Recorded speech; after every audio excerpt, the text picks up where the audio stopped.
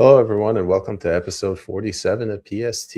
We are airing on Tuesday, April 21st, joined by my co-host, Mr. JP Berg. JP, how are you? Good, brother. It's good to be back. Yeah, you were on a hiatus. Unfortunately, our fellow co-host, Kris Erikson, if he is able to join us, maybe he'll jump in halfway through. He's been a little bit tied up. At the top of the hour, for anybody watching right now, if you could please share the stream, it would really help us. We have some really important things to talk about today. JP, we're going to start talking about the war. And the longer this war drags on, the more, I don't even want to say demoralized, like the more uncertain I am, the more convoluted the situation gets.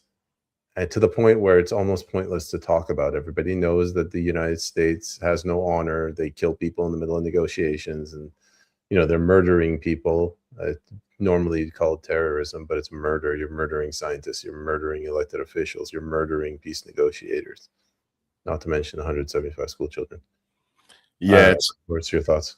It's the moment where it's like you have to come to the obvious conclusion that now it's messy to try to pick good guys and bad guys in any conflict. It's like life's way more complex than that. But we're definitely like America is just definitely doing some questionable things. And I mean, at the same time, the fog of war is so thick right now that it's hard to discern what's even occurring.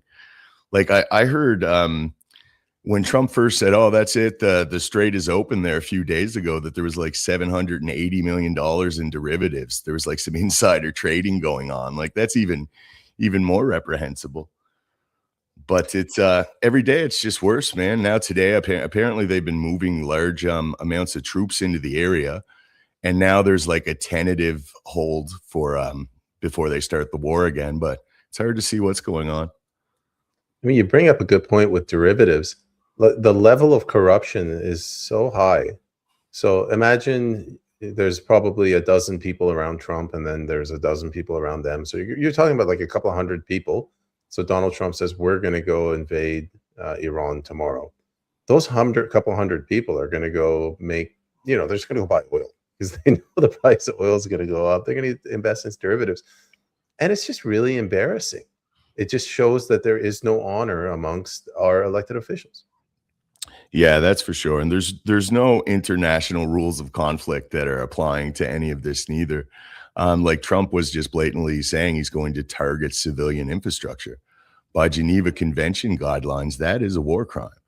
And it's reprehensible. Like people should be appalled by that. That's abhorrent. Like it's going to be children and elderly people dying as a result of this. Like it's, and then, I mean, I've been hearing reports that there's all kinds of in other countries, there's oil plants, refineries that are just blowing up. It's too much to be a coincidence. It's like, are we seeing some kind of engineered famine that's coming, an engineered energy shortage? So that's certainly what it seems like. I heard that too. Like Professor Zhang, I was listening to him, and I know some people, they don't trust him because they see him as a CCP asset. So you got to be careful.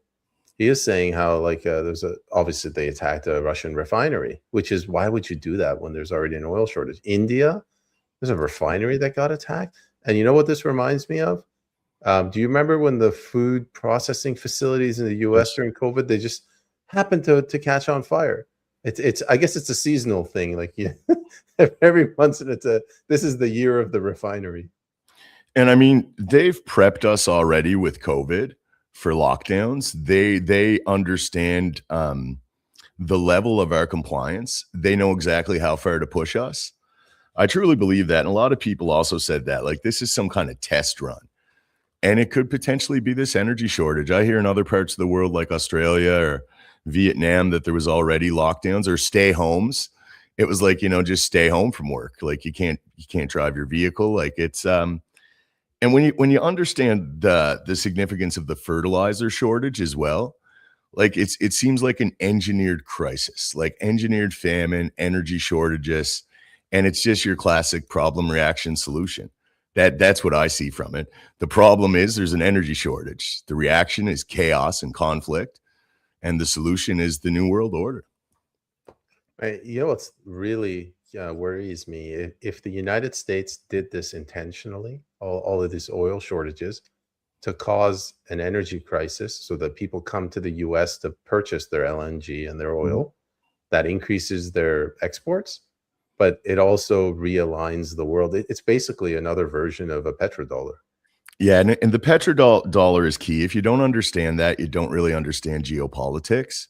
When Richard Nixon put us off the gold standard in 71, that essentially made the nations of the world like company stores, and the currency just predicated it's fiat. It's not based by anything. It's not sound currency. So I mean, the fact that the petrodollar right away, there was negotiations with Saudi Arabia, and we seen the emergence of the petrodollar, and now it's like we're clearly coming to the end of that. And this seems to me like some kind of a desperate endeavor to maintain that hegemony, to maintain the reserve currency hegemony. Yeah, we all grew up learning about the petrodollar. Henry Kissinger went down to Saudi Arabia and they got them to sell it in US dollars. But I never understood the impact of it until recently. When you sell in US dollars, eventually that money has to get reinvested in the US. Put another way, America's export is not manufactured goods, it's not weapons, it's US dollars through the US Treasury. Yeah. Yeah, and the American economy and lots of Western economies became like it's just financialism. You know what I mean? Like they're not manufacturing. There's no basis for any growth, any real economic growth, and that's relative to the level of integration in our economies. Like our economies through post World War II globalization have just been integrated to the extent that they're just reliant on one another. So that infrastructure has to be rebuilt, and it's like you say, this push for Iran seems to be out of just utter desperation on my behalf at this point. Like, I mean, it was started clearly, and I'll just come out and say it. I believe that Trump was pushed into this by Israel, by the Netanyahu government, more specifically. I don't know how, and that's speculative. I will qualify that as conjecture. But I mean, at this point, it just seems like everything's a desperation play. Everyone's trying to analyze this from a 5D chess standpoint. And sometimes with these things, people are just reacting. Things happen, there's something in motion, and it's going through like a lot of people are trying to make the best decisions or what they feel are the best decisions. And it's just like a snowball effect. It's just getting worse. The media space of analysts, this has gotten out of control. The people that had Trump derangement syndrome to begin with, and specifically the boomer analysts, the ones that didn't like him, Judge Napolitano really turned on him, Mersheimer, Scott Ritter, all of these people, like I think they're being blinded by their hatred for Trump, and they're going rah. Trump is deranged. He's got medical issues. He's the Mad King. I think it's far worse than that. It's no matter what you do, in the end, the neocons always win. Yeah. Yeah, 100%. And that's it too, right? Like it's not just merely Israel in the context that Israel is this nation that's trying to vie or represent its own interests. Like it's deeper than that. Like finance is all up in this. Like it's linked to banking for sure. And it just seems to me, and this is fairly simplistic, but it seems like the ruling class, whatever network was entrenched there that was making these decisions, the supranational element of the West is at some kind of civil war. And they have been, and it's gone kinetic. And then at the same time, it's like the empire's falling, and you're seeing these conflicts with competitors. Like you're seeing the BRICS nations against the American empire or the West, essentially.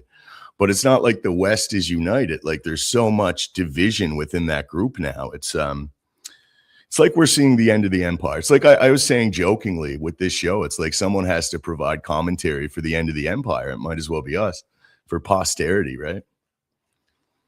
For people watching, if you have any questions, put it in the comments. We'll get to it at the second half of the show. And if you could share the stream, we'd really appreciate it. Yeah, you use the phrase civil war amongst the ruling elites. When Trump got in, I really supported him And I had no illusions that we're not going to get a return to like Thomas Jefferson style individualism, liberty, give me liberty or give me death. But I was hoping that some of the crumbs would fall down to us. So when they're going to pursue this anti-DEI, they're going to put a stop to transgenderism, at least the ideology. They're going to, somewhat reduce the spending of government. No more forever wars. But it seems it's not like that at all. Like, we are the little people. They're doing whatever they want. Everything else is just an act. Like, I'll give you an example. When they were voting to increase funding for this war in Iran, 4 Democrats apparently stepped back, and then 4 Republicans voted no. So 4 Democrats just jumped in and they voted yes. Everyone is in support of this war. This is not the Mad King Donald Trump unilaterally, like a Joseph Stalin, taking the country into war. Yeah, I think Tucker Carlson said it best when he was first very critical of Tucker, saying they're all low IQ. He was calling out a bunch of MAGA supporters. Tucker said he feels very sorry for any slave, implying that like Trump's not acting out of him being mad or inept or compromised in any regard. Although he's compromised by he's being influenced. Like he's not allowed to do this, and that's the impression I get. That's the impression a lot of people get. But I mean, just looking at it now, like zooming back, like I wanted to believe in Trump, so I did. And I made excuses. There was things that I chose not to see. There's things that I just thought, it's Trump, this is the moment in history. This is the not necessarily the hero we deserve, but the hero we're getting. And I thought we should support him. So I mean, what happened with Trump is not that he didn't keep some of his campaign promises. He didn't keep any of them. He ran as a repudiation of neoconservatism. And what we got was the embodiment of it.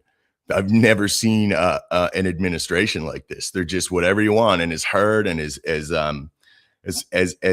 hard as they need him to be. He's jumping in all of it. Like, I don't know, man. It's demoralizing. And this is, I finally acknowledged this within the last couple of months. I mean, when they first bombed Iran's nuclear sites, I knew it then. Like I wrote an article. It's still on my profile. I left it there, and it's like, it's clearly Trump is part of this in some way, or it's just he doesn't have as much power as we assumed he would. Like the president of the United States is not this seat that dictates what's going on with this world, and that seems abundantly clear.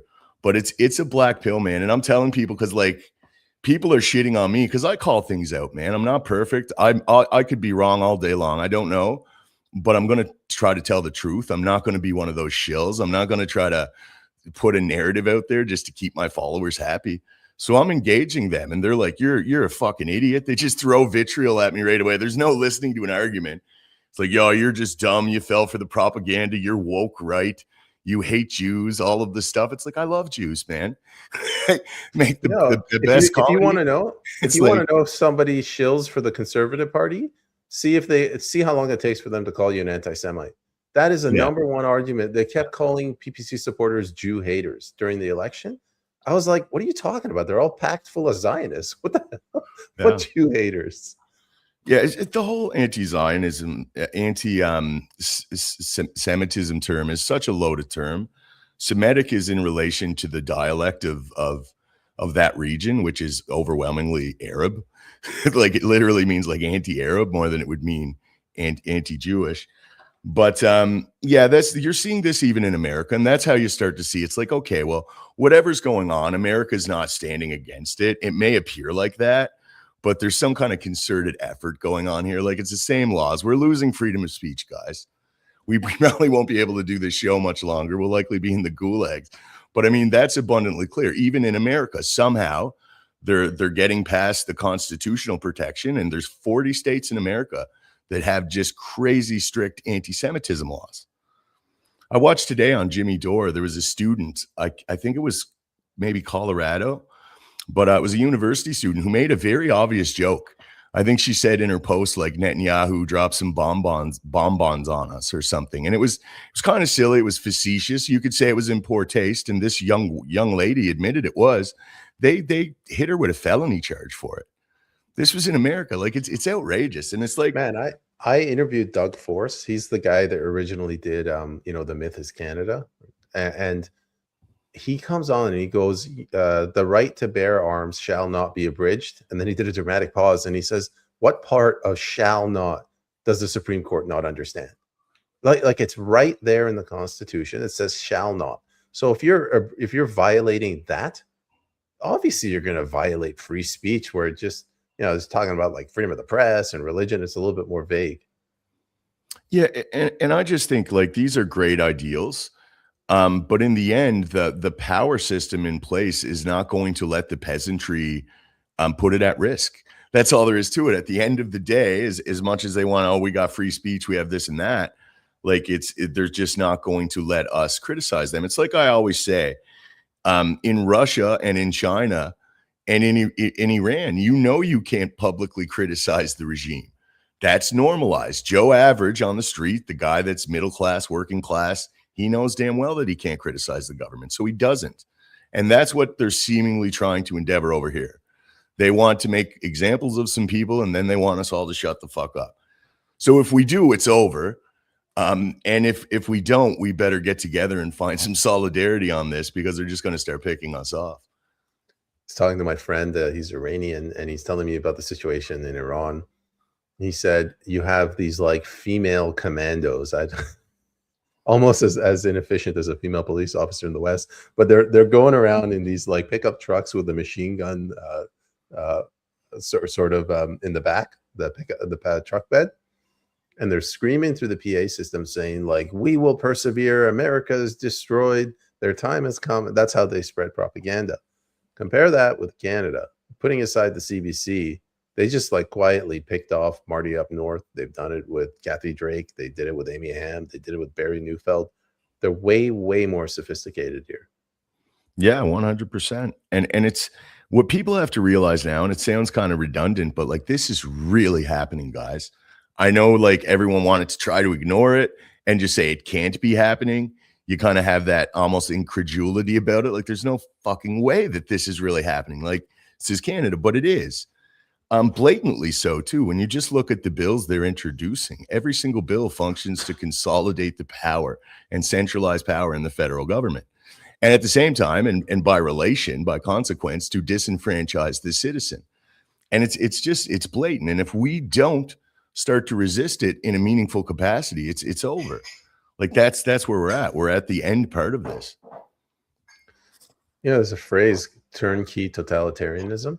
They used it to describe the US, where they've set up all of these, data centers, and I don't know, they got all of these listening devices. They've gotten backdoors into all of our mobile phones.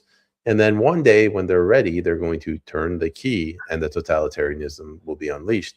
Well, when you explain it that way, it sounds conspiratorial.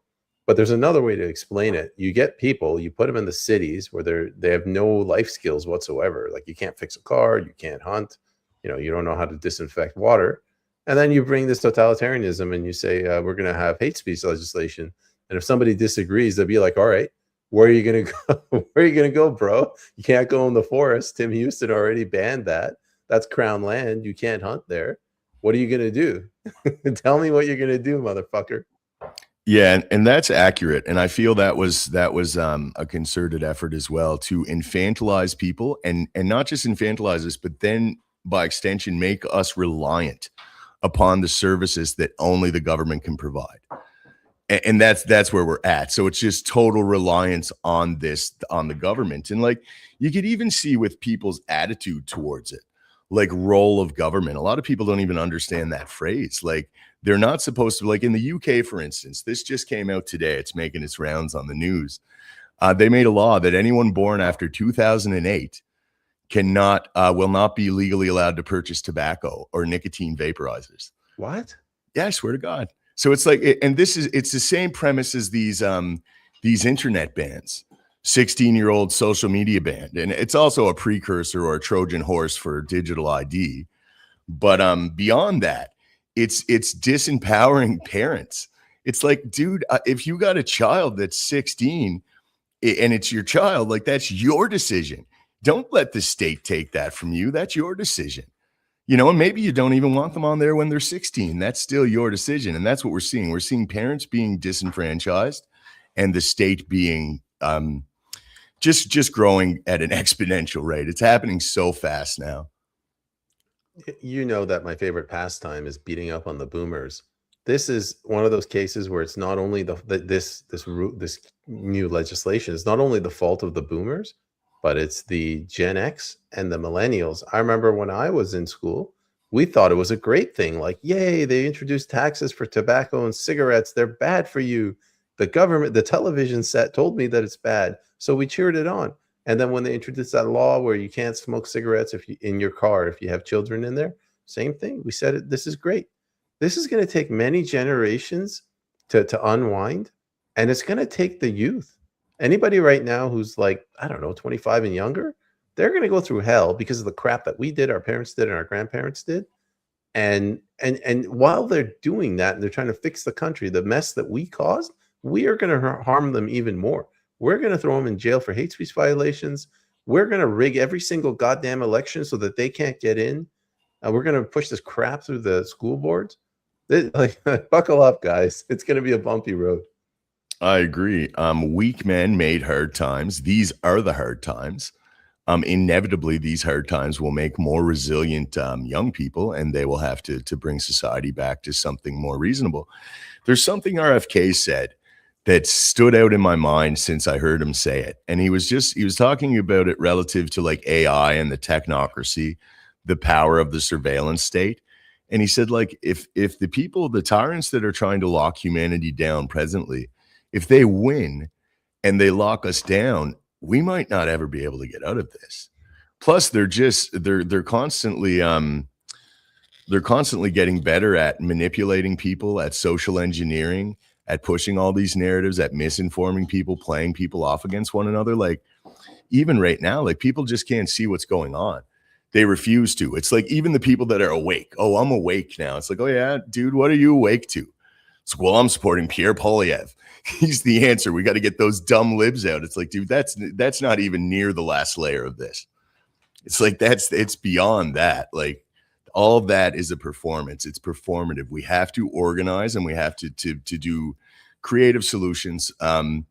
Tax strikes, massive, peaceful protests, always peaceful.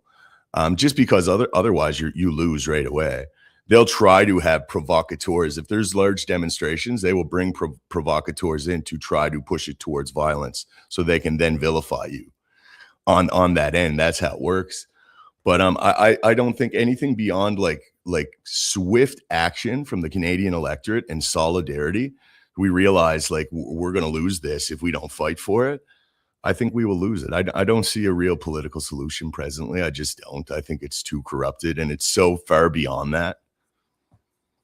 I got a guest coming on tomorrow, Matthew Arnold. He's brought a court case against the federal government for employment insurance fraud. And he goes, like the average person doesn't understand the threats of the executive, the legislative, and the judiciary imploding into one. We're talking principally about the tribunals. And I followed it up and I said, yeah. And if you go and try to explain it to them, they'll tune out. They're like, no, man, like, if you want to tell me why I should hate Carney, I'll listen. Otherwise, buzz off. That's what they want. They want a reason to get angry. Yeah, and it's just like I always say, when the opposition is controlled, when the media is synthetic, these people actually set acceptable parameters. So they parameterize the conversation. So then when you try to like approach something that's really happening, if it falls outside the rubric of those parameters, they just right away, you're full of shit. And just cognitive dissonance for them is so powerful that it's easier to dismiss you, no matter how much logic you're spitting.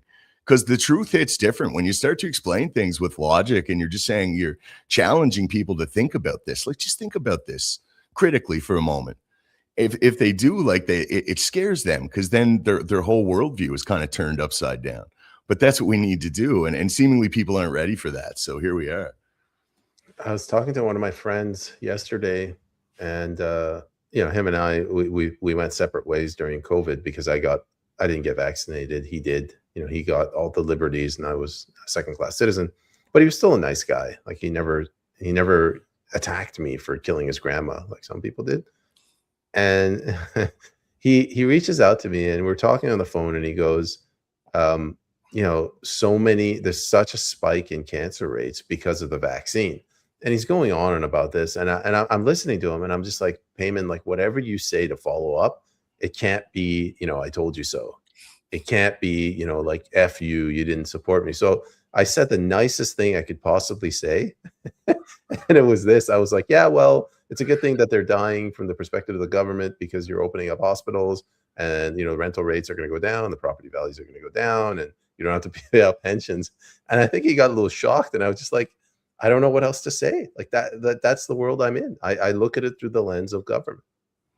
And was that one of the it's like I say, there's many objectives that are accomplished by a lot of these moves. So you don't want to just pigeonhole yourself into one explanation. But like there is a bunch of boomers that are retiring, that are leaving the workforce. There's not enough young people to take over and guarantee these systems, the Social Security, all that stuff, healthcare. It's even if it was from their perspective, just kind of a beneficial occurrence. They saved a lot of money. That's undeniable, right? Just to be clear, everyone says that's a labor shortage, and it makes it sound like there's not enough people to change diapers. That's a Ponzi scheme. The CPP was always a Ponzi scheme. It relied on like 4 or 5 children per family. As long as you kept that growth going, I guess you could have run the Ponzi scheme until you ran out of space in Canada.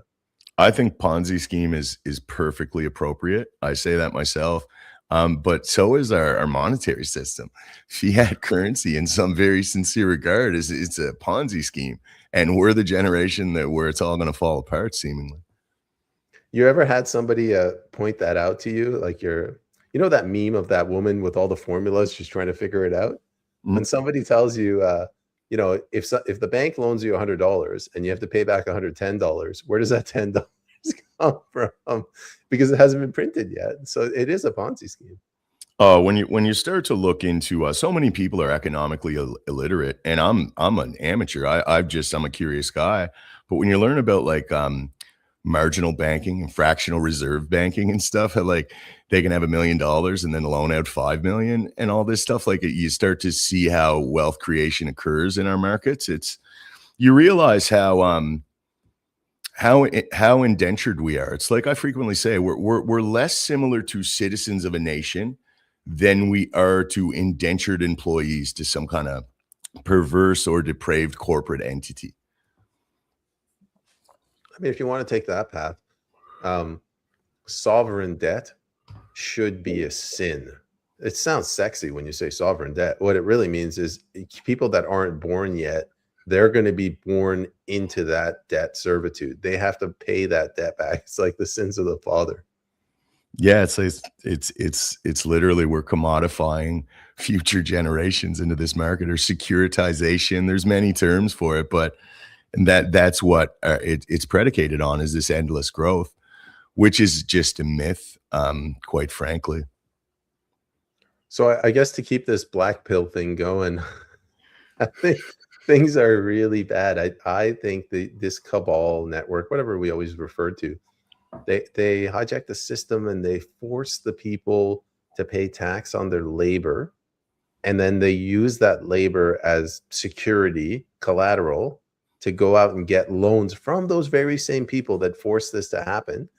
And then they just sit back and they accrue interest. So it's like, imagine a crude way where they have like a cable connected to every single person in the country, and they're sucking off like 30-40% of your life force, and they're surviving off of our labor. Yeah, 100%. And just the tax rate, like I think it was the Fraser Institute, they did an average, a Canadian family on average is losing like 42% of their income to the government. Now that's an average. Some is more, some are less. But I mean, it's beyond that, there's the inflation.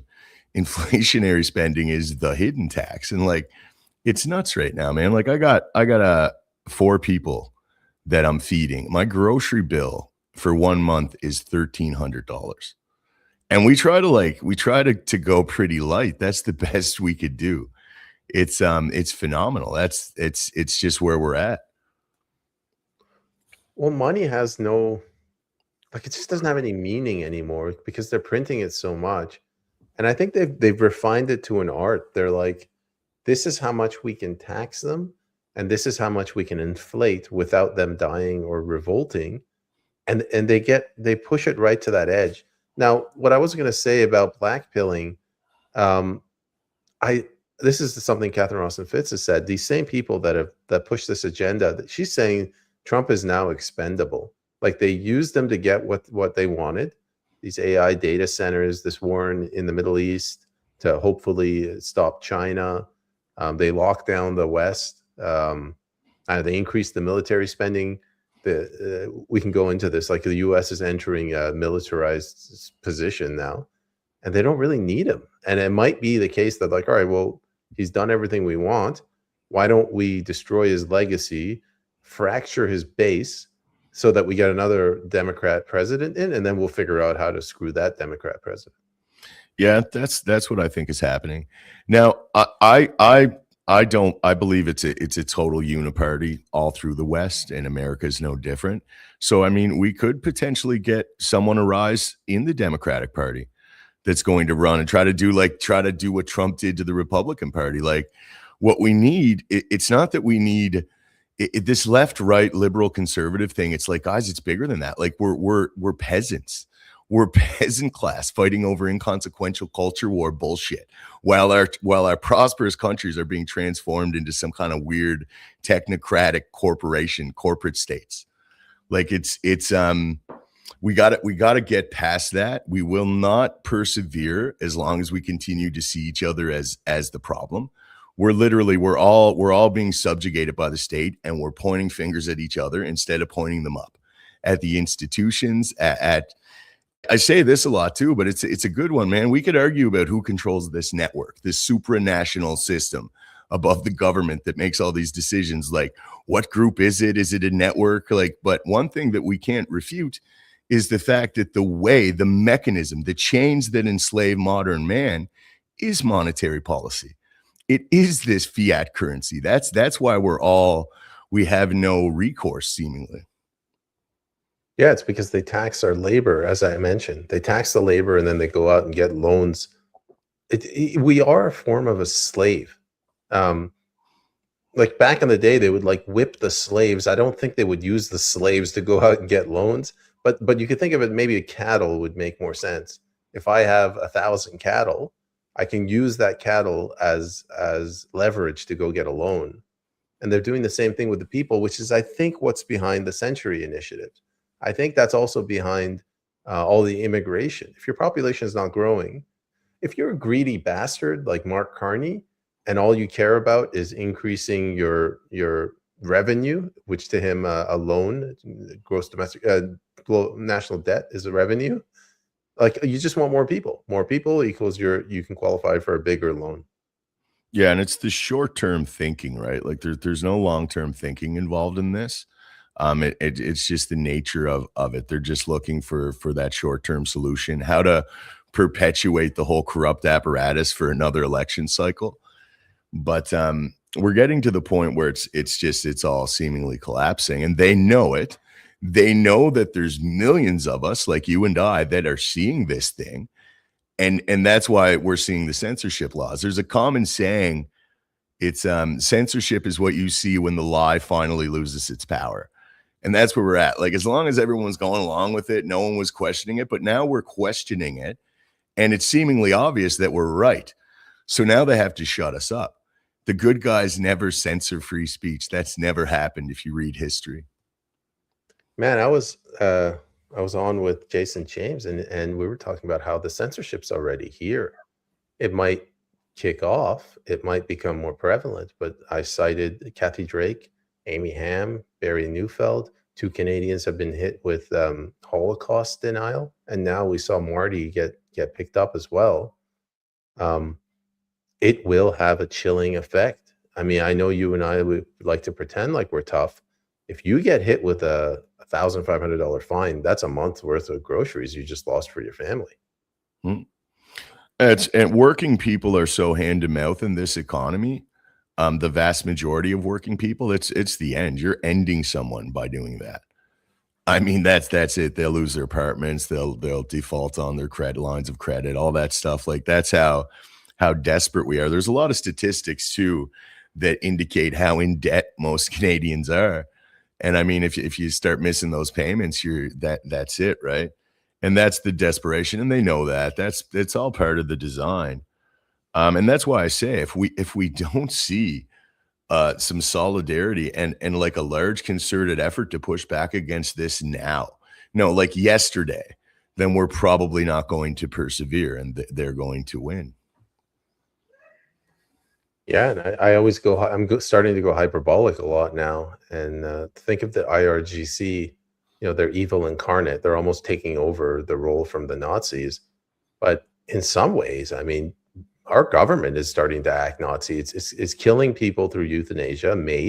Look what they did during COVID. Like they let people die who refused to take the vaccine, and now, as you mentioned, like they're essentially handing down death sentences for people that live paycheck to paycheck. Yeah, it's so complicated, man. And I don't mean to trivialize some of these other forms of government, like in Iran or China or Russia, the more autocratic or authoritarian styles of governance. But I mean, when people say we're bringing them freedom, when you hear that line, well, we're bringing them freedom, it's like, what does freedom look like? Like the mothers are going to be doing OnlyFans, the young men will be infantilized and transitioning. Like, is that our freedom? The secular West's version of freedom and liberty? It doesn't seem like freedom to me. It seems like degeneracy. And I'm sure a lot of these conservative cultures of other parts of the world, they see it just like that. You know what I mean? Like pornography is in like the young people are walking around with access to every fetish porn imaginable on their phones, on their fingertips. Like it's the children are being sexualized. We're introducing radical gender theory. Our schools are indoctrination centers into secularism. It's like a lot of places in the world are just like, we don't want your freedom, bro. You guys keep all that freedom for yourselves, right? And that's like, it's such a naive conception of the world, or even arrogant to think that other people want this. I really believe that too. There was a time when I would follow up with that and we talk about the social issues. I think that time has passed with this Iran war. This is no longer about whether you're going to live a good life where marriage is a union between one man and one woman. You have two genders. Forget that. Like this is just about whether we can be allowed to live at all. Like the banking system wants to, maybe enslave is not the word, but just turn us into cattle, turn us into assets. So when they're going into the Middle East, they like I really think that they want to. They're anti-life. They're satanic, is what I'm trying to say. Yeah, well, it's secular too, right? So once you desanctify humanity, once you remove God from the equation, like that ontological foundation of God and morality, then you could justify anything. It's that simple. You start to treat things in cold cause and effect, or you treat people mathematically. Like there's no sanctity to any of this, and that's where we're at. Like secularism, it's a big problem. I really, and I'm not saying I prefer like a religious theocracy. It's like no, but we need that logos. We need a centralized unifying ethic to gauge morality, and it needs to be accepted like it always was in the West. We all understood that, and once we started to move away from that, you started to see the degeneracy right away. Yeah, again, go back and watch our previous episodes. You and I have talked about God. You know, when we rejected God, and I guess in Canada it happened in around the 60s. And we've talked about all the interesting ways that it happened. And, that's great and all. But okay, where we are right now, there is no God, and the devil is running the government, and the central bankers, they want to essentially strip us of our humanity, strip us of our assets, strip us of our ability to even feel like we're alive. And they've convinced us all that it's each other's fault. Everyone's blaming their neighbors and not seeing the broader picture. And we're so susceptible to falling into these dialectics, these traps. And it's crazy to me, man. Like, I get it how provocative some of these culture war issues are, and I have very strong opinions regarding them too. But at the end of the day, it seems very convenient that we're all arguing about transgenderism and racialism and all of these culture war aspects while they're going through the last phase of the agenda, while they're literally changing our laws. Like, fundamental aspects of our laws are being changed, where we will be absent political recourse. We will be absent the individual capacity to think, agency to have your own ideological opinion about things. And we'll especially be absent the right of conveying that to anyone. Like, that's where we're going. It's totally dystopian. It's very Orwellian. But that's where we are. And I keep saying that. It's the theme of it for me, because I know this is a black pill. But, like, don't let it be a black pill. Let it be a motivator. Find your community, start organizing. Let's get out there. Like, we have to, right? Like, there's no other way. Our producer, she sent me a link to this podcast this guy does. It's like Mario. This guy sits in his car, and he's got news popping up, and he talks for a few minutes, and he educates the public on Canadian current events news, and he's getting like 180,000 views. Right now we got 200 views. Well, it's very simple to talk about these. I'm not disparaging this gentleman, but it's very simple to talk about these social issues like transgenderism or the forest ban in Nova Scotia. What's very difficult is to talk about civics. Go to people, try to educate them. This is what a tribunal is. Here are like the 15 things that violate British common law. By the way, this is what British common law is. Like, you've lost them like way back at the beginning. But that's what we need. We need an educated electorate. Yeah, and we've been led astray. It's like I said, you're graduating from high school in Canada. You don't understand economics in any real way. You don't understand the Canadian political system. You don't understand how our Westminster parliamentary system operates. Like, it's phenomenal how many people don't know that. It's really crazy when you realize how many people with these impassioned opinions, these people that are online on social media spewing their bullshit, and they don't understand the functionality of our political system. And they really don't. I call them on it all day long, and they get defensive because everyone's got their ego involved in this. This is the worst part. And that presents another barrier to any solution, is our propensity for egoism. Everyone wants to be the smart guy. Everyone wants to be on here. I had it figured out first, and you're wrong. It's like, man, we've been lied to in a profound way. We're multiple generations into social engineering, and we're in some kind of fourth generational warfare where they're transitioning our countries into something unrecognizable. Like, I think we should probably be a little humble with this and detach our ego and try to educate ourselves. But like, you and I talked a lot, and one of our reasonings for doing this show, this podcast, was to endeavor to educate people, to talk about some of these more relevant issues, and to network with like-minded people. And I mean, the first 15 episodes, first 10 episodes, like, it was great. We were getting views. We were picked up. A lot of people liked it. And then we were seemingly targeted for deboosting or suppression.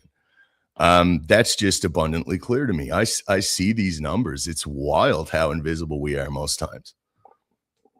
One final thing before I guess we go to the comments. You mentioned people don't know how economics works. Do you remember when we had Matthew Arrett on, and he's talking about the Scythians or whatever, the soothsayers in the Roman Republic, that just like they would read the scripture and they would say the most nonsensical things, but they would pretend like they're the only ones that could understand it. So all the politicians turn to them for guidance.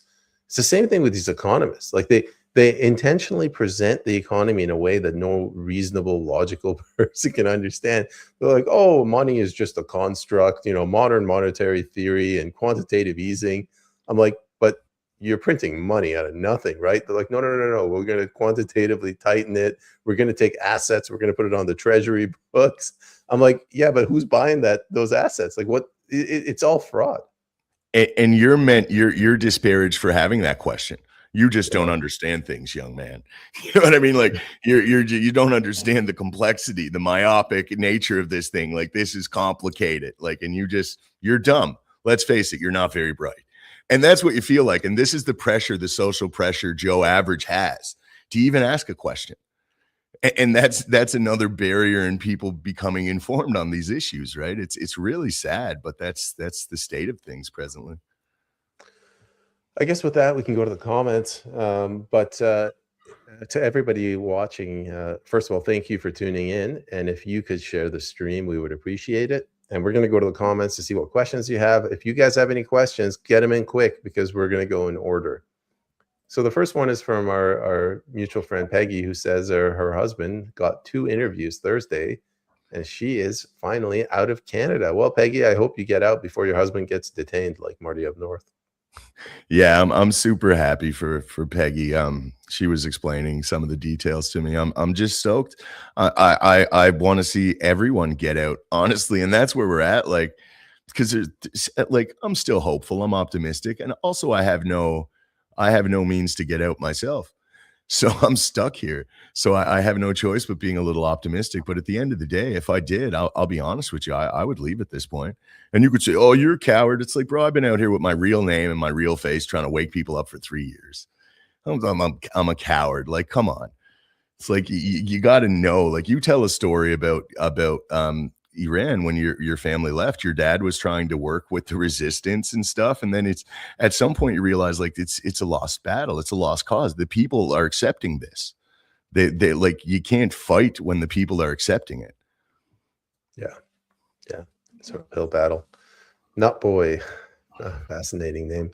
Hey JP, this is the really real world right now. There ain't no coming back. I think he's talking about how bad things are.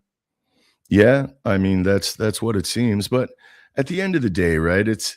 Now I'm religious. I'm Christian. I believe we win in the end. I mean, like, as dark as this is a temporal world. There's more to it, and I mean, just don't lose hope. I often say, like, and again, it's to the contrary of the theme of this episode because it's been so heavy because these are serious times, but people wake up inevitably, and even the most oppressed groups will reach their tipping point. They'll reach the point where they don't have much left to lose, and that's when you'll see things can potentially change very fast. So, I mean, don't lose all hope. That would be my recommendation.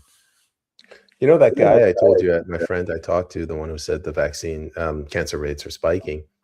I tried to change the subject. I asked him, I'm like, what's the mood with the people you talk to in Vancouver? Do you find people are waking up? And he said, oh yeah, they're absolutely waking up. They see the debt and they see the hospital wait times. I got the unique impression that he was lying. I was like, no one's waking up, man. I know the circle of people you and I move in. It's like I say, there's levels to waking up. I see people all day that are woken up and they're supporting an establishment political figure, and they're regurgitating the slogans, and they're on there arguing with the other people that are supporting the red team. That's not awake. You're not even near awake at that point. There's levels to this. You're comatose.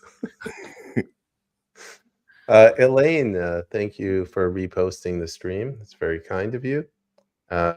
Oh, wait, we just got another comment from Nutboy. I have faith, but we have to be realistic. I'm not stepping on your balls, boys. There's a lot of ball references. I understand what you're saying, Nutboy. No, there's another ball reference. But in all seriousness, like, cynicism is the language of the defeated. It's spoken exclusively by the demoralized. I'm personally not there yet. I never will be. It's just not in my nature. I'll continue this attitude until they throw me up against the wall. And I would recommend everyone else adopt a similar approach, because like just getting to that state, it's just going to make it hell before you go. Like, I mean, I don't know. It's like I said, I'm not there yet. I do understand your impression, though. I really do. This guy he's hilarious. If you look at his avatar, it's a picture of a cow and a picture of the poo emoji. It's BS. You know what I've done? I'm not on X anymore. I just left. Like I could not handle the useless arguments, people reaching out to me and trying to argue with me for things that I know they're wrong about. So I'm not on X anymore. I'll go on every once in a while. I'm just going to focus on Substack, putting out high quality content, trying to organize people who want to make a difference, not people who say don't split the vote. Like that drives me insane. Yeah, it's you still get a lot of that. I'm actually going to. I keep saying it, but I have to now. I got 30,000 followers, and for the most part, I'm utterly invisible. It's crazy. And when I look at my analytics, my engagement rate, even for a month, for 2 weeks right now, it's 16.6. And when I ask Grok, they're like, "That's an elite level." But then it adds, it's like, but it's not because it's your engagement rate is that high because your engagements are not very high. Like, you know what I mean? Like it's not showing my posts to my followers. So the small group it is showing, it's very resonant. My content is resonant with them and they react to it. But I'm deboosted because of my views, which I feel are rational. I'll sit down, like, I'd love for someone to explain how they're not rational. Like, I'll take that argument. It's extreme. You believe there's only two genders. You're a radical white supremacist. I believe in God too. That's one of the worst sins of modernity. Not boy again. I'm 50 with a 10-year-old son. I'm fighting like hell for his future. I love your take, fellas. Cheers. Thank you. Anything you want to add? Yeah, and I just want to say, like, I wasn't calling you demoralized. I feel the same things, bro. I get the days where I get on here and it's just like, look, we're fucked anyway. Who cares, right? Like, I understand that right now. Like, I'm at the bottom rung of the working class. Like, when the middle class catches a cold, the working class dies of pneumonia. I understand the severity of this, and I understand how demoralizing it can seem. But I would just impress upon people to please not go there. Like, just please try to find something to maintain some level of optimism. Good point.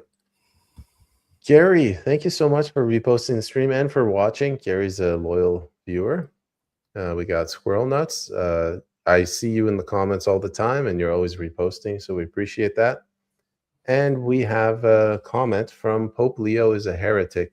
To what extent is U.S. policy toward Iran driven by broader strategic aims, such as maintaining global maritime dominance and limiting Eurasian integration, as opposed to the stated objectives of security and regional stability? Let me take that first, and we'll do back and forth. This is a good question. I didn't even know they mentioned security and regional stability out besides the vassal states they have there, the protectorates of the U.S., the U.S. protectorates, UAE, the GCC countries. I firmly believe that this is entirely about maritime dominance, and because America is a maritime power, it's a maritime empire. It's not a land power. I mean, it's not really an air power. It does have air force, but I mean that's not how they ensure trade. All the trade is done through the sea routes. They want to knock China off of the land routes, which is what Iran is about, and into the sea, so that they can bully China around. I think that's the purpose. Maybe what you mean by security is Israel. We can get back into that. Go ahead, JP. Yeah, I think that's definitely a relevant point right now. That's the same reason why they're interested in Greenland, is for the Northwest Passage. The trade routes are going to be very much more valued in a multipolar world.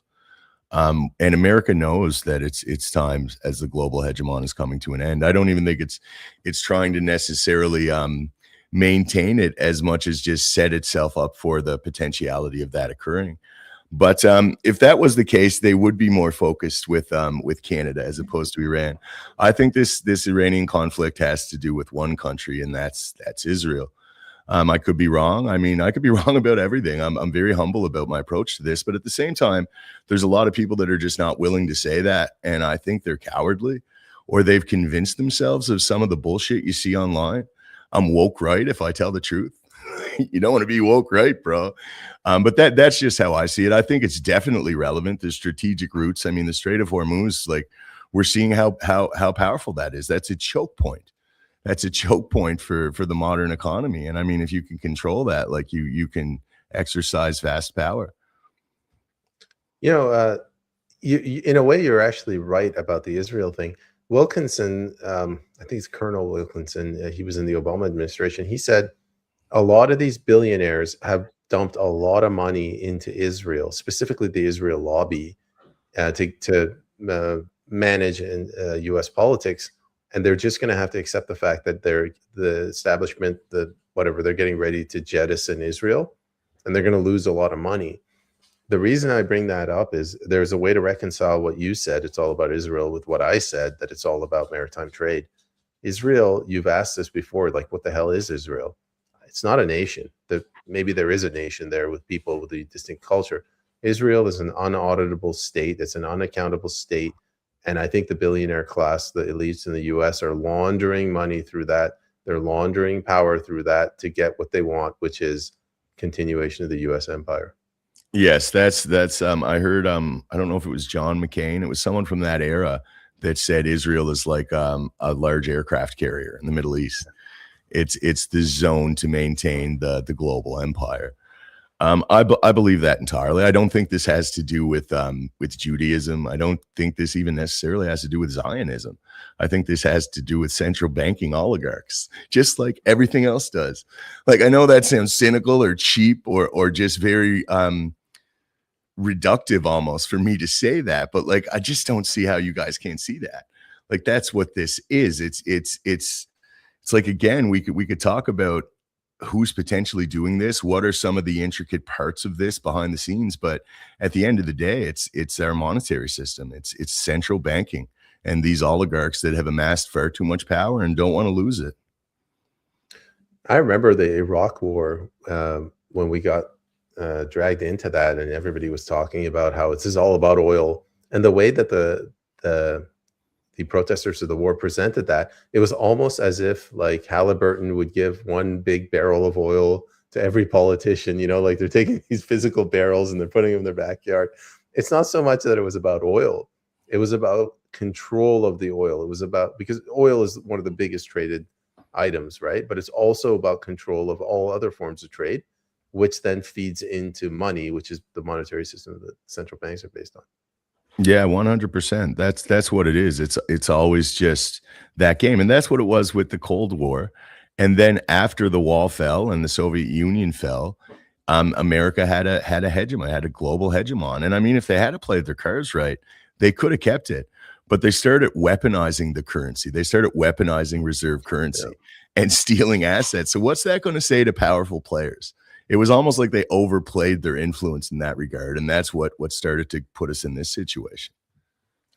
Yeah, another thing, I always thought it was weird that you get these disruptions in supply, like the Strait of Hormuz, and then all of a sudden people on the other side of the planet, they start starving to death because they don't have fertilizer. I'm like, how about you just make your own fertilizer? and what's happened is America basically ensured Pax Americana, where they said we will ensure the relative peace, and by peace I mean the trade routes, to allow for global trade. So now we have this world where everybody is trading with everyone, even though it's against their national security interests, specifically because America is securing the peace. Well, it's not securing the peace anymore because they've bungled up in Iran, and everything is falling apart.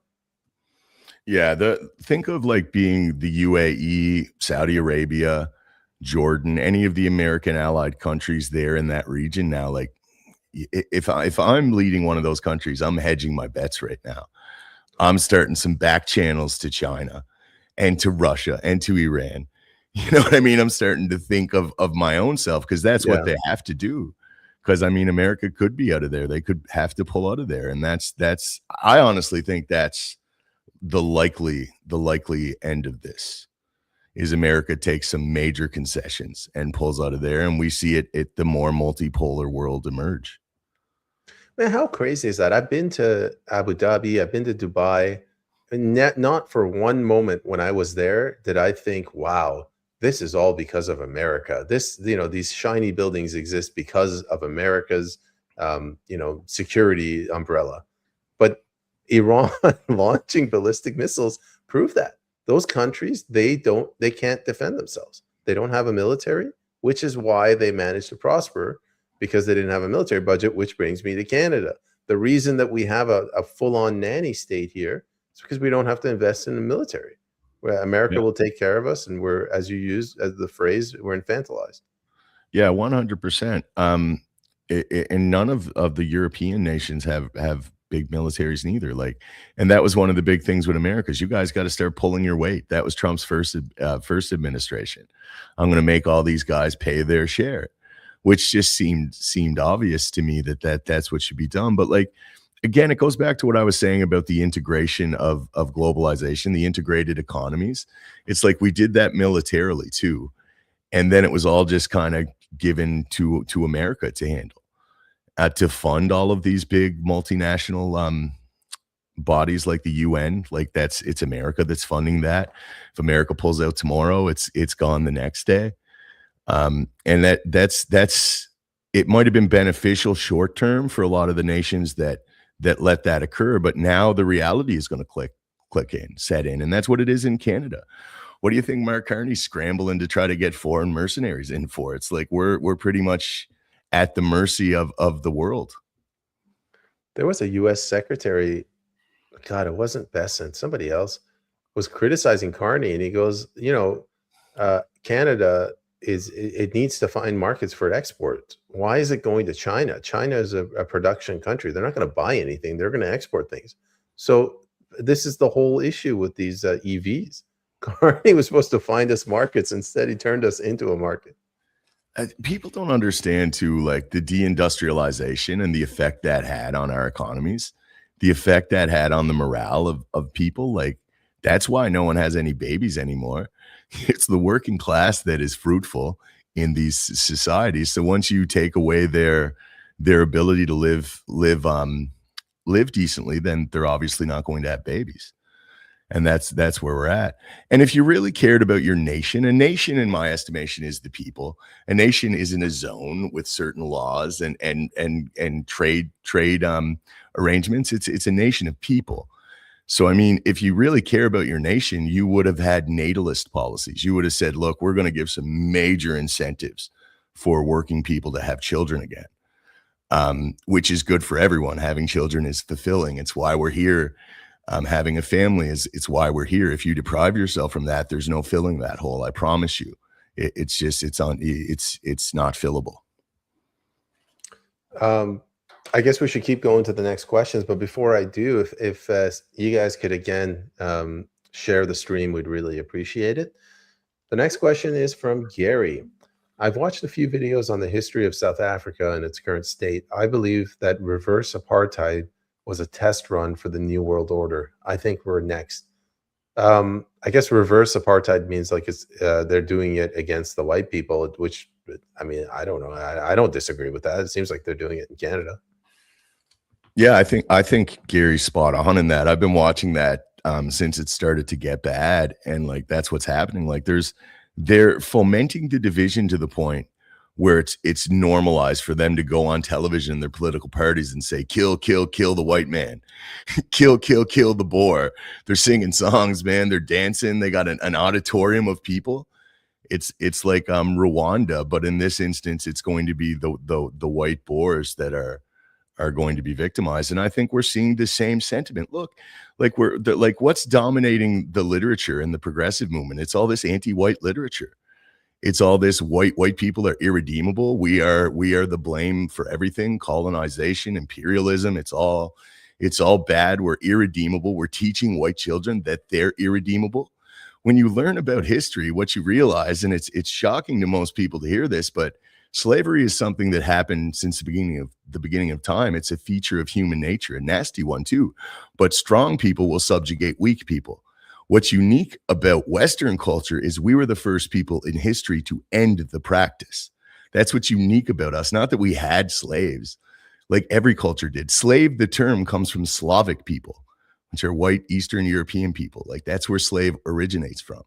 Thomas Sowell was paramount in starting to push that narrative out. But I think that Gary's spot on, man. I think like that's what I see next. It's like white erasure is real too. And it's not a conspiracy theory. Like, how can you say that now? Like, look at our country. Look at Europe. I mean, white English people are 30% or something in the UK right now. That's scary, man. Like, what comes next when they're fomenting all this division? So I think Gary's onto something there. The people that are pushing this whole anti-white agenda, I wouldn't be surprised if it's all related to the central bankers, central banking, colonialism. They're all the same. Like, that's what we should be targeting. The legacy of colonialism. I mean, colonialism didn't help the average person. I don't know if you can trace your lineage back to the city of London and get some of your stock options from the East India Company. But that's what we should be vilifying. Yeah, it's the worst part of it, man. It's like 80-90% of white people in Canada have been poor. And you can go back 10 generations and we've been poor. We've owned nothing. And now we're like getting on our knees for these struggle sessions. And that's what they are. These are struggle sessions. It's the modern equivalent of a struggle session. I won't tolerate it. Once someone has that anti-white attitude, I'll call them right out on it too. I'm European. Excuse me. Don't call me white. I'm not a shade. I'm joking, clearly. Regarding apartheid, man, the first few months of the first year of the Trump administration was amazing. Trump brought that the African president in, and he showed a video of them chanting, killing white people. That's what I wanted to see, like, push back against this DEI, this destruction of the culture of the West. And it was really good the first 3 months of the first administration. It was really good the first 3 weeks of the second year of this administration. And then all of a sudden he became the very thing he swore to destroy. Yeah, 100%. It was a 180 like we've never seen before. And if that doesn't wake people up to what America is, like, America, every president since Kennedy, since 1963, has been cooperating. Some have pushed back a little bit when they could, but for the most part, not really. They've been cooperating with the deep state, with the status quo. And again, at this point, if you're still on the 5D chess narrative, I don't know what to tell you. I hope you can come around to reality. It's a hard pill to swallow. I had a hard time with it, but Trump is not who he seemed to be in the past. That's for sure. I'll just correct what you said. The 5D chess thing, I hope they're right. I want them to be right. I always say that too. Like, I'd be so happy to be wrong with this one. I really would. And I'll say I'm wrong. But even if I am, and even if we are wrong, Peyman, we're still right now for being critical. And we would be wrong for not being critical. That's how I view it. What do we got from JT? Johnny Tightlips. Lazy parenting is handing your children's rights over to the state. Why don't I go over to you? You're a dad. Yeah, it's not even just lazy parenting. It's ill-informed parenting. I don't think parents realize what they're losing. They're losing that parental role when the state is going to decide what your children are going to do at what age. Now, I mean, obviously, we have laws for voting, laws for entering the military, laws for consuming alcohol. But I mean, what's next? Is it video games? In China, young people are only allowed to play video games 1 hour a day. That's pretty good. I think that's a good rule. But if it's imposed at the parental level, at the family level, it's great. We should do that. We should encourage that. And there's a big difference between an encouragement and a legislation that's like, that's making a law. And like, we just don't need the state in our households. That's crazy. When I was a kid, I played Nintendo a little too much, and my dad came in the room and picked up a Nintendo and chucked it down the hallway. Yeah, and that's what dads got to do now, because, like, I mean, that's a huge problem. Like, people are living vicariously through video game characters.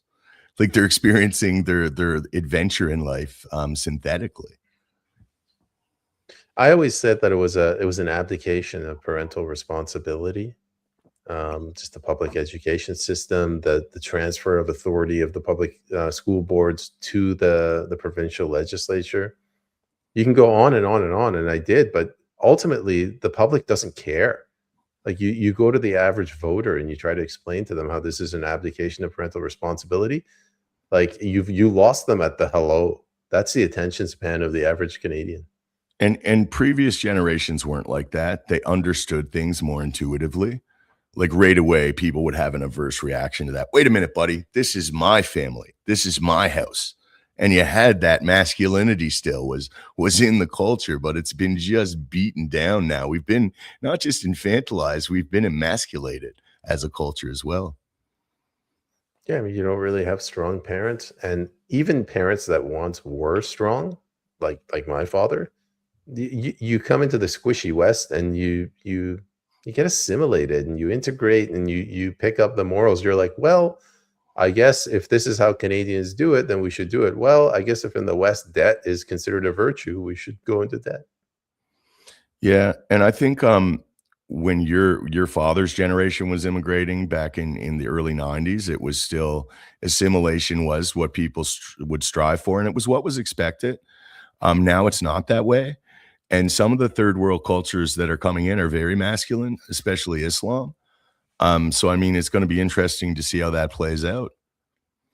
I was going to push back on you and say that we do have an assimilation in Canada, but it's assimilation into the woke left. But you're right, actually, because they're bringing in people who are right wing socially, Muslims, and the country is like uber far left socially, I guess you could say.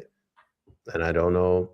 Maybe they're hoping that's going to work in their favor because racial division just get the people fighting each other. That's my premise. There's many objectives accomplished with the weaponized mass migration, one of which is being the balkanization, just having the factionalization it has in the electorate. Like it would right now what we're seeing wouldn't be possible in the Canada of the 1970s. Where we did have a lot of shared common values, we would have solidarity immediately. But right now, we're all looking to each other. And that's why we're being divided too. So when you look at like a slave dialectic, back in the South, when you would have a plantation with a bunch of slaves and a small family, they would play the slaves off against one another. How do you do that? Well, you set up a two-tier system. You set up a system that benefits one group of the slaves and doesn't benefit the other group. The rest handles itself. Human nature handles itself. And that's what we're doing in Canada with some of the immigrants. We're seeing lesser, not as severe of sentences for crimes, for criminality. We're seeing them come in and getting very much social advantages.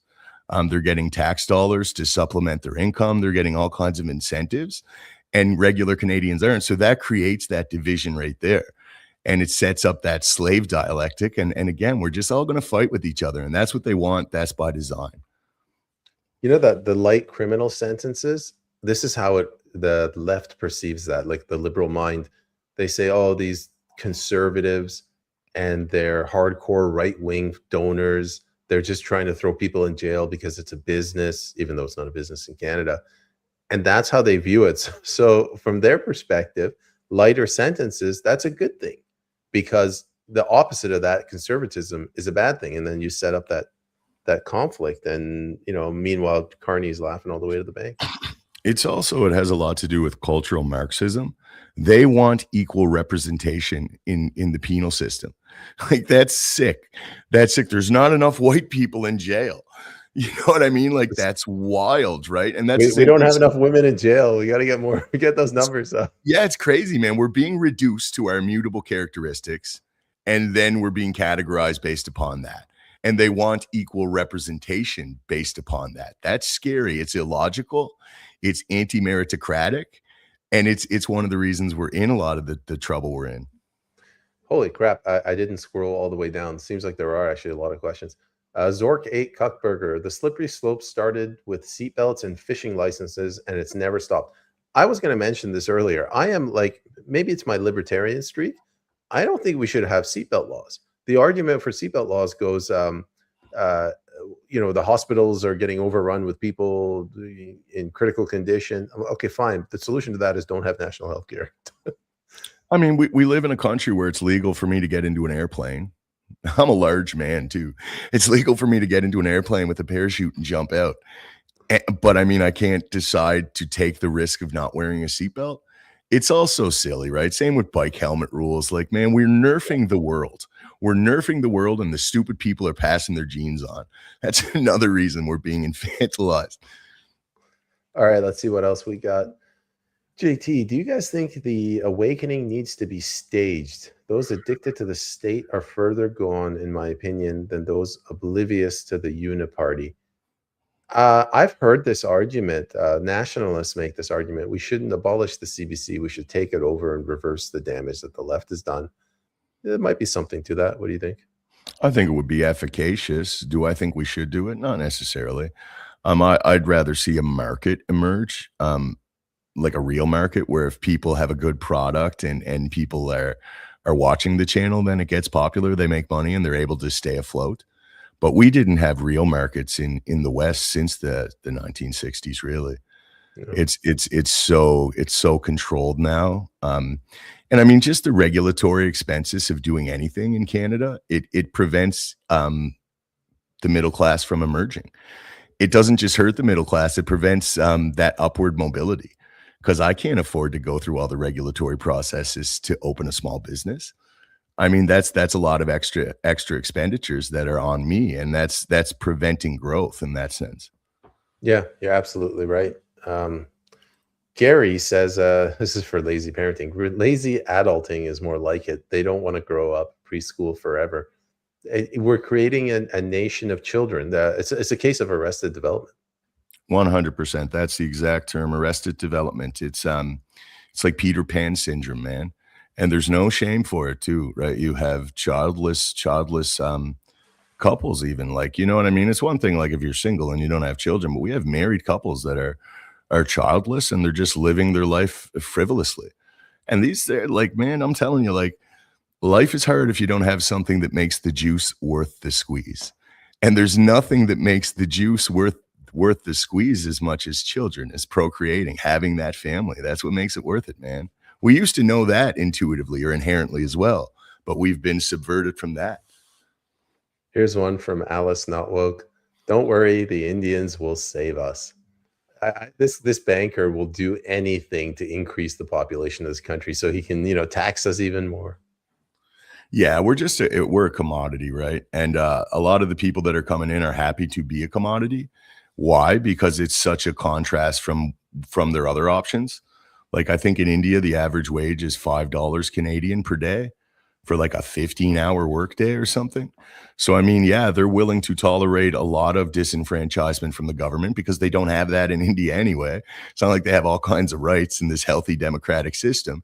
So, I mean, they're willing to forego that, shut their mouths, and just work really hard. And that's exactly what Canada wants. And that's why we're seeing a lot of immigration from that particular area, I believe. See what Elaine has to say. If the current trajectory doesn't change, what do you think Canada is going to look like in 6 months? Okay, I'll take that one first. If it doesn't change and it keeps getting worse and Alberta threatens to separate, I think you're going to see a lot more people arrested and jailed as a warning to others. Economically, I think people who have the ability are going to leave, which is going to make it much worse. And the food banks will rise. What's going to happen in 6 years? I think they're going to nationalize the food supply and the housing market. Yeah, I think that's spot on. The housing market is definitely going to be nationalized. There's no other way to maintain it. It's like I said, I've said this many times, but I'm going to say it again. The apartment I live in 2020 was $900 for a 2-bedroom unit in my building. In 2025, it was $2,400. Jesus. Right now, it's slightly more than that. So, I mean, that's not sustainable. What happens in say 2 years when it's $3,600 and it's absolutely out of the range of most people? The government's going to have to step in and nationalize. And that's what we're going to see. I don't see how that's avoidable, really. I'm going to take it a step further, and I'll say that's what the government wants. That's, they want it to get so high that JP Berg says, please nationalize it. Yes, it's cause and effect with a lot of these things. And when you have an influx of the immigration that we've had, absent adequate infrastructure reinforcement, then you inevitably see all the problems that we're having. It also stagnates the wages. Companies in Canada are addicted to foreign worker programs, and the left, that's what's so strange about this. The left used to understand that. Historically, the left were for the working class. And it was the right that wanted cheap labor in because it was good for business, right? And like that just totally flipped. And now it's presented in this moral view. The good old days. Alice Not Woke, two questions, 2 comments. Brampton 2.0, unless they all get deported. Yep, remigration's on the rise. Here's one that she brings up. Don't you think our voting should be secured before we say who can fix what? Again, I'll take this first. Yes, absolutely, Alice. Obviously, if you don't have fair elections, you don't have a democracy. I mean, you have a two-part problem. First of all, the only people that can currently fix it are the ones that are in power, and the rigged election system favors them. The other problem, you have to go to the Canadian electorate and you have to educate them that this is happening. And when you have a, like, I'm going to go with the remanded, when you have a 25-minute pitch from the remanded and you have a 90-second Pornhub video, they're going to choose door number two. At 100%, man, and the education is paramount. It's historically relevant too. When you look at America, how they set up, Benjamin Franklin had, what was it, Poor Richard's Almanac, because he knew the people in America were not educated, and he wanted to educate them and turn them on to ideals. And it's very relevant to do that. And that's what would have been amazing if X had stayed wide open. Man, when Elon first bought it, it was wide open. Like I was getting crazy action. There was a ton of small creators that were coming up in the algorithms that were actually offering a true independent view and a true alternative to the establishment. And they just shut that off, man. It happened last March, and it's just getting worse progressively. Like you said, Peyman, like you've left. So, I mean, the only avenue for educating people is these platforms on some very real level, and they took that from us. Yeah. JT, too many are addicted to the fake bliss ignorance offers. Too many are addicted to the fake bliss ignorance. Ignorance is bliss is what he's trying to say. Yeah, Yes, yeah, yes, I yes. agree. Edmund Heidel, good to see JP not stuck behind the wheel tonight. Ooh. Comments, JP. No comment. Alice Not Woke, right out of the Matrix. It's too scary to face reality. I guess that's the ignorance is bliss with the steak thing. Yeah. 100%, man. It's that cognitive dissonance, and it's so prevalent. Like people don't want to hear it. They don't. I have really smart friends, and I'll have a conversation with them, and it's relevant. That's why I'm bringing it up, and they don't want to hear it. Yeah, I don't believe that, man. I don't even want to hear about that. It's like, well, okay, then let's just continue bullshitting each other, right? Like, You know, I'm in the opposite view now. My friends are coming to me. They're like, they're kind of hinting that they're waking up. I'm like, sorry, buddy, the train's left the station. I'm on I'm on the last chapter. I'll get you a, dummy, New World Order for Dummies book. that's what's crazy to try to explain to people that have they've not been initiated into this. And it's like, where do I begin? How much time do you have? Because this is like, it's probably going to take me about 2 hours to condense it and explain to you a little bit of what's happening. Yeah, you're like, read these 12 books first and then come back. JT again. Socialism in all its forms always leads to totalitarianism. Let's do some back and forth on this. I kind of tend to agree with this. If you give up your responsibility, you become closer to a slave.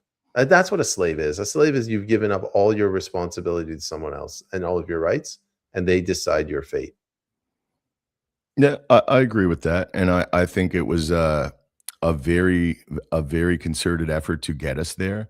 I think it happened generationally to move us away from certain mindsets and towards other ones. And I think not just socialism, I think a bureaucratic state. Like if you don't have measures to scrutinize public servants, to scrutinize the state itself, and to ensure that it's not growing exponentially, I think it's going to. I think it's the very nature of these bureaucratic systems is to grow. It's beneficial for itself to do that. So I think by its very nature, that's the power dynamic, and I think it's on the people to prevent that in some way, to mitigate it. Yeah, why I hesitated answering that question is that word socialism is misused or misunderstood. So people who want more freedom, they don't like socialism, and people who like socialism, they revere socialism. Where I am right now, it's illegal to kill crows, and the reason it's illegal to kill crows is because the crows, they eat whatever, roadkill on the side of the road. It has value. Well, if you had land and property ownership and you own that land and you don't want, dead animals accumulating on your land, you're going to instinctively not kill the crows. So you will pass your own law and you will enforce it to your family or laborers. But we're getting lazy and we're deferring, we're transferring that responsibility, decision making to the state. That, whatever you want to call that, that's what I oppose. Yeah, 100%. If private property was still relevant, I mean, not a lot of people, I'd love to know those percentages of Canadians that actually own property.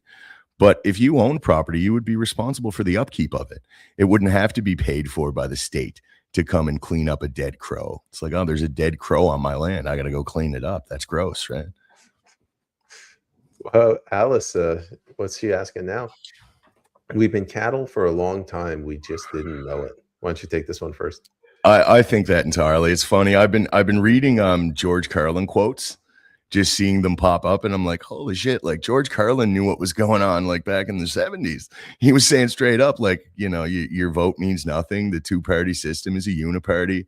All of these great critical analysis that were humorous, like they weren't merely jokes. And then I go back even farther, and it's like Mark Twain is actually who said if voting could actually change something, they wouldn't allow you to do it.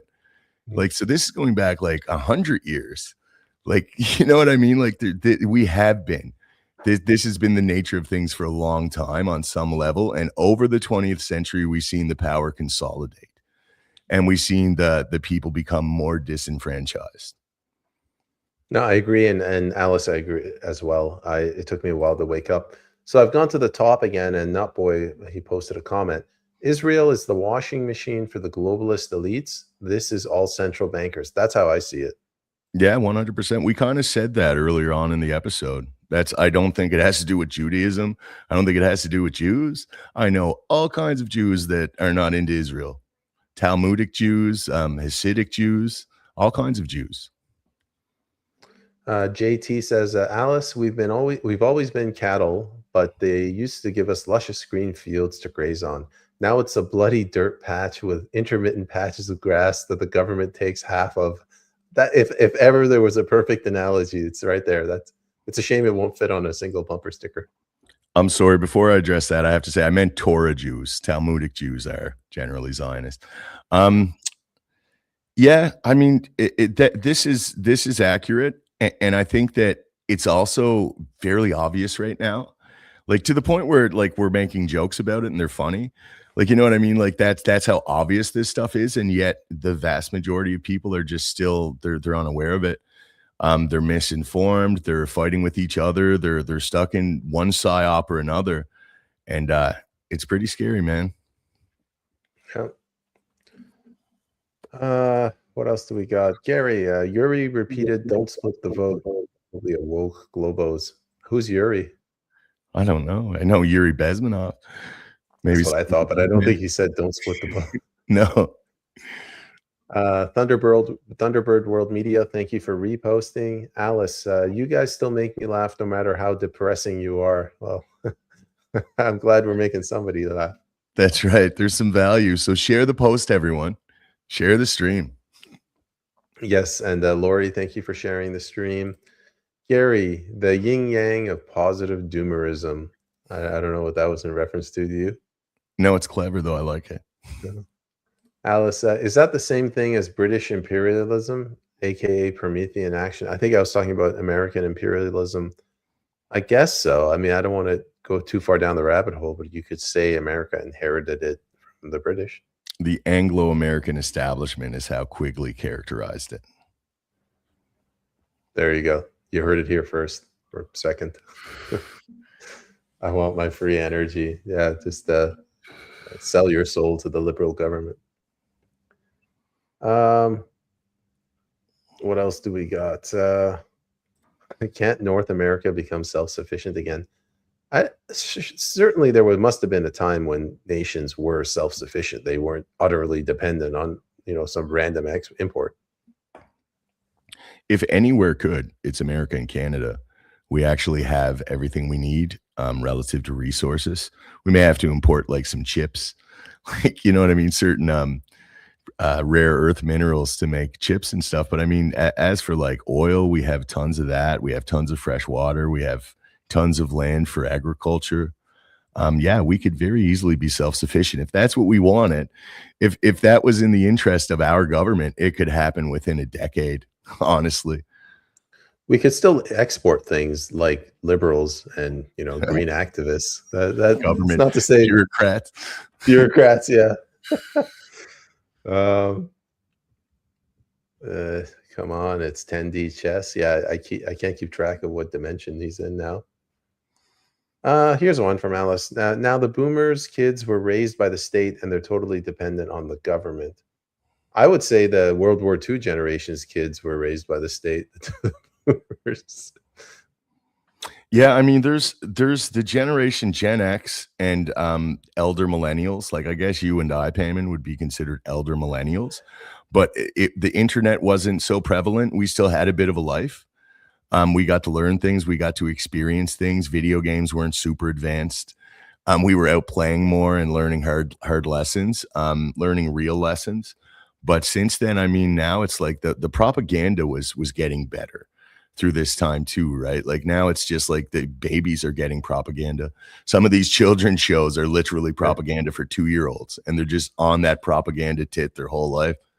Yeah, the next frontier is while they're still in the womb. How do we get them to endorse carbon credits? Honest to God.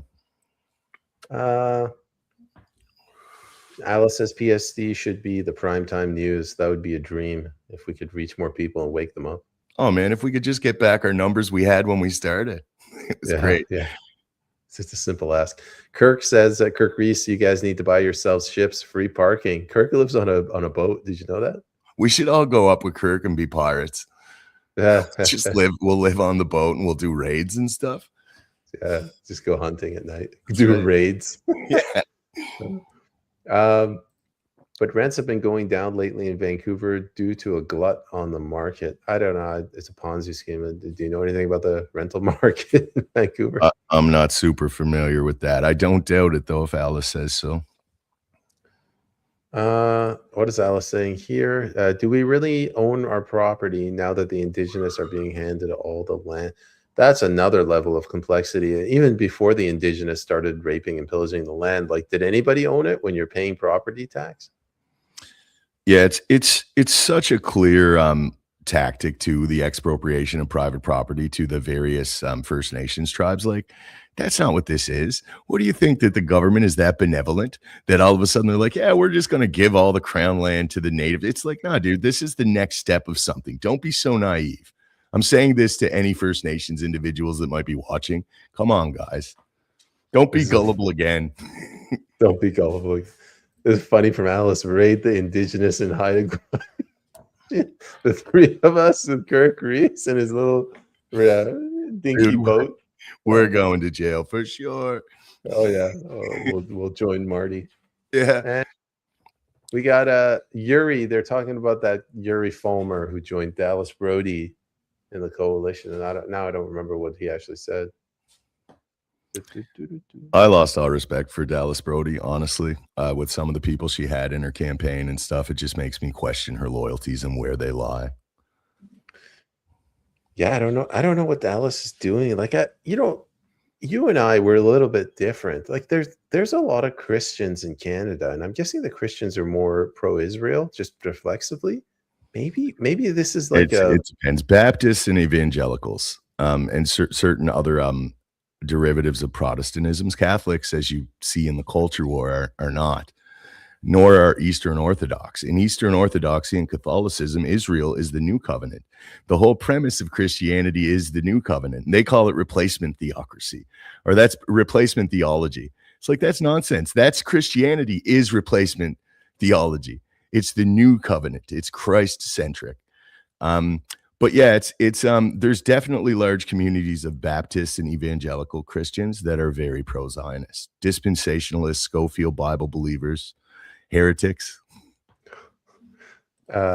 Apparently she's fired most of the staff. What I was trying to say is maybe there's a logic to it. They're looking at the numbers and they're saying, okay, in this riding, the swing vote is the Christian, so let's lean into Zionism. I don't know. My guess, and again, conjecture, is it's a donor thing. You look in all of these populist movements, a lot of the right wing in America and Canada and Europe is being set up by pro-Zionist people. Rebel News, clearly, without getting into it too deep. I mean, like, you look at that Joe Andijar guy with his Canada First movement. I checked it out, the last movement they had, and it was all Iranian flags, like the old Iranian flag without the Islamic. The Canada First thing? Yeah. So it's like you know right away. If you see that many, if the Iranian flags are way more than the Canadian flags, and that's, you know, those protests are very frequently funded by Zionist interests because they have similar interests. The Iranian diaspora and the Zionists want this regime change war. So, but what the hell does that have to do with Canada First, right? Like, come on, Joe. Yeah, Alice says Dallas Brody doesn't like freedom fighters. I sometimes have to remind myself, like, what the three of us talk about here today is the two of us. The majority of the people on the right don't even agree with us. They're like, what are you talking about? The Iranians are throwing gays off of buildings. So I have to say, like, you know, maybe it makes sense for Dallas Brody to not listen to us. Oh, sure. Dude, there's tons of benefits for pushing the lines, right? Like, if you and I were pushing the bullshit, we'd have a huge audience right now. And there's tons of benefits for going along with it. But I mean, it takes integrity to go against it when it's wrong. Like, look, man, I don't have much in life. I never did. But one thing I have is my principles, and I'm not going to deviate from them. I'm not going to be on here bullshitting people for what, a fucking couple of extra likes? Like, nah, man. We got some hard times. We have to be just fearlessly authentic right now. What was that Scarface line? All I got is my word and my balls, and I'm not breaking them for anybody. Yeah, that's good. And on that note, I guess beware the flowers. Thank you for reposting the stream, and we can end it for today. It was a good episode. Thank you for the audience, for the questions. And if you could go ahead and share the stream, the space, whatever the hell it's called, share it again. We'd really appreciate it. We get a lot of views after the end of the show. JP, give us some final words. I just want to thank everyone for watching. It's great that a lot of people get something from the show. For me personally, it's like I frequently say there's a cathartic process for it. Like, I kind of put a little, it helps me with the stress of the situation to be able to talk about it. So as long as people are getting something from it, I'll continue to do it. And I'm super grateful you guys came out to watch. On that note, good night, everyone. JP, next week. Yes, sir.